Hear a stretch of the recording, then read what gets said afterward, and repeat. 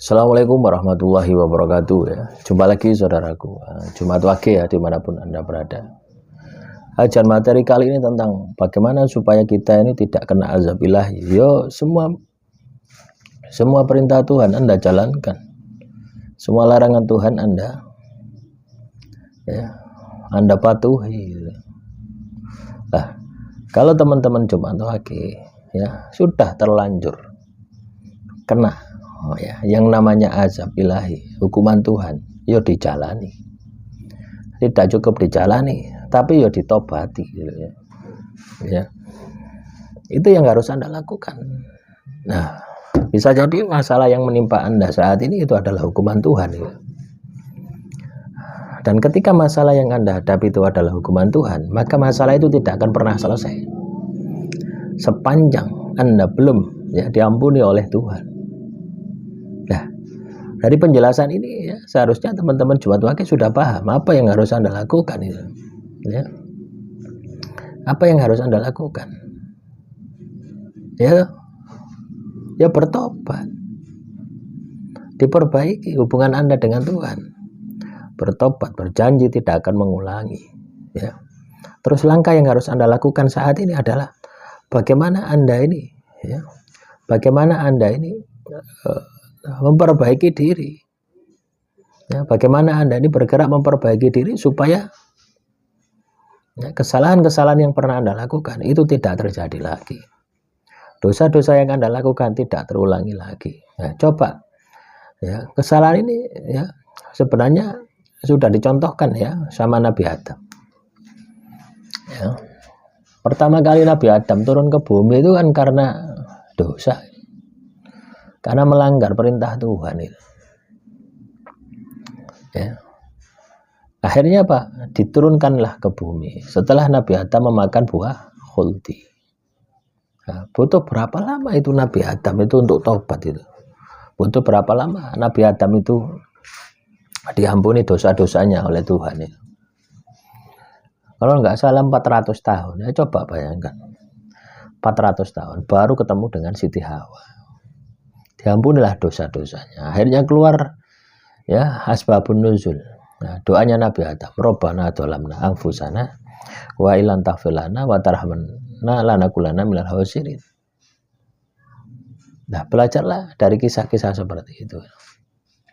Sama halnya dengan ketika dosa ya Nabi Yunus ya. Ketika Nabi Yunus berdosa. Ya, akhirnya dihukum sama Tuhan, dimakan ya di dalam perut ikan. Padahal Nabi Yunus ini hanya meninggalkan umatnya itu, sih nggak kena dijak itu. Ya, misalkan saya disuruh Tuhan untuk dakwah, terus yang saya ajak dakwah itu nggak manut itu, akhirnya nesu. Ya. Nabi Yunus nesu, ya. Akhirnya melaku keluar ya, hijrah pergi dari kaumnya tadi. Nah, yang terjadi apa? Tuhan menghukumnya gitu. Karena Nabi Yunus dosa, tidak melakukan apa yang diperintahkan Tuhan. Nah, sama halnya dengan seperti itu teman-teman. Cuma itu gambarannya Nabi lah. Kita ini ya manusia biasa juga sama gitu loh ya. Ketika kita melakukan dosa, manusia juga sama akan dihukum sama Tuhan. Nabi saja dihukum kok, apalagi kita gitu. Nah, terus apa yang harus Anda lakukan? Yang Anda harus lakukan adalah bertobat. Ya, bertobat. Berjanji tidak akan mengulangi lagi lah. Setelah bertobat, yang Anda harus lakukan adalah selalu memperbaiki kualitas diri Anda. Diperbaiki, jangan sampai ya mengulangi lagi. Nah, terus bekerja terus berusaha. Kalau katakanlah saya ini sudah umur 53, 60, hidup saya semakin hancur. Coba Anda periksa ke belakang. 1 tahun ke belakang, enggak ketemu dosa saya ya. 1 tahun ke belakang lagi, tidak ketemu dosa lain. 1 tahun ke belakang lagi, sampai Anda lupa berapa memori Anda ke belakang itu. Mungkin umur 20 Anda masih ingat gitu. Saya umur 20 ngapain saja? Dosa-dosa apa yang pernah saya lakukan? Oh, mungkin saya tidak pernah mengerjakan ibadah yang diperintahkan Tuhan melalui agama saya. Loh, itu juga bisa menjadi sebab, musabab ya. Hidup Anda ini banyak keterpurukan, banyak masalah. ya pasti diazab itu. Nah, mungkin Anda berpikir, loh, orang itu kok jauh dari Tuhan, tidak pernah ibadah, tapi kok hidupnya makmur. Belum saatnya. Itu namanya istidrat, dilulu gitu. Tapi suatu saat ya pasti akan dihukum sama Tuhan gitu. Cepat atau lambat pasti akan dihukum. Lah, teman-teman jemaat wage, yang saat ini Anda ini sedang menjalani hukuman Tuhan. Nah, berpikirlah bagaimana supaya Tuhan itu mengampuni dosa Anda. Cukup itu saja. Soal bekerja, misalkan hasilnya tidak bisa maksimal, ya wis. Itu adalah bagian dari hukuman Tuhan, dinikmati. Yang penting apa? Kita sudah berupaya, kita sudah berusaha. Dan prioritas Anda adalah dimaafkan, diampuni dosa-dosa Anda sama Tuhan. Ya, poso-poso ini misalkan Anda muslim, poso sing tidak pernah poso gitu. Wayahe kancane poso, Anda mau wangan. Padahal tidak ada halangan. Wah, alasan kerja keras. Yo kabeh yo kerja.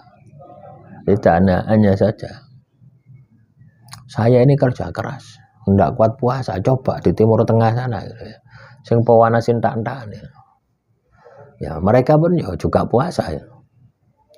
Di padang pasir ya, di Cina yang padang pasir, padang gurun Gobi sana, di Cina ya. Nah, itu mereka juga puasa.